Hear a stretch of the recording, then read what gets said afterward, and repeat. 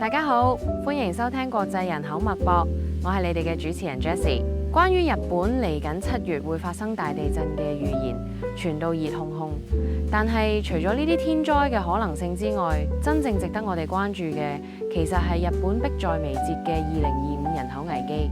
唔知大家近年去日本旅行嘅時候，有冇留意到便利店店員、餐廳侍應多咗好多外國面孔呢？其實呢個現象正正就折射出日本人口危機嘅冰山一角。首先，我哋嚟睇下日本嘅人口老化問題到底有幾驚人嘅。數據顯示，日本平均每分鐘有3個人死亡，但就只得1.3個嬰兒出世。換言之，日本人口係每分鐘淨減少1.7個人。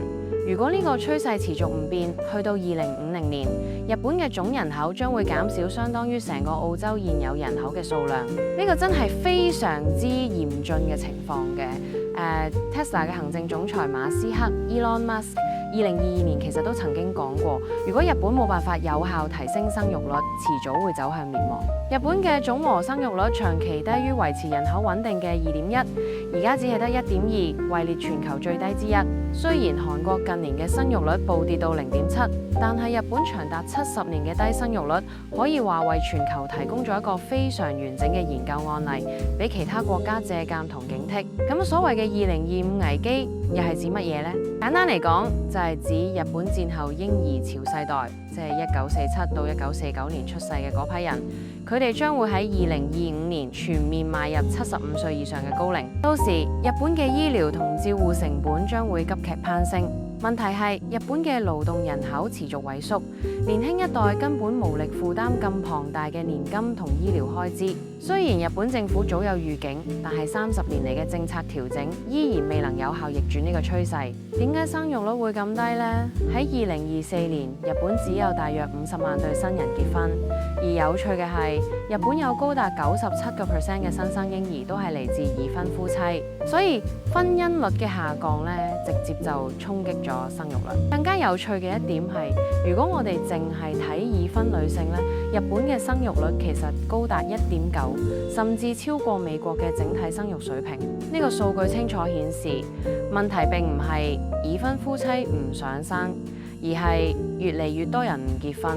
咁點解年輕人唔結婚呢？經濟因素正正係關鍵。日本經歷咗長達30年嘅薪資停滯，年輕人嘅收入增長非常有限，買樓育兒對於佢哋嚟講都變成咗奢侈品。研究顯示，經濟能力同結婚意願係高度相關。而喺日本，如果男性被視為經濟弱勢，佢哋就更難進入婚姻市場。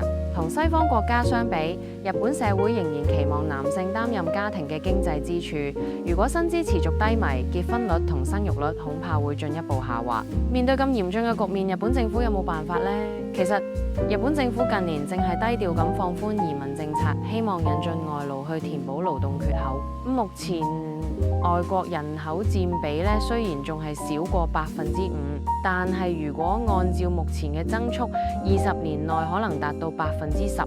不過日本社會對移民嘅接受程度仲有待考驗，尤其當新移民從事嘅係照護、建築呢啲相對底層嘅工作，而唔係高技能職業嘅時候，社會上可能會有更多嘅討論。其實日本已經開始適應人口結構嘅轉變，例如一啲企業開始轉型。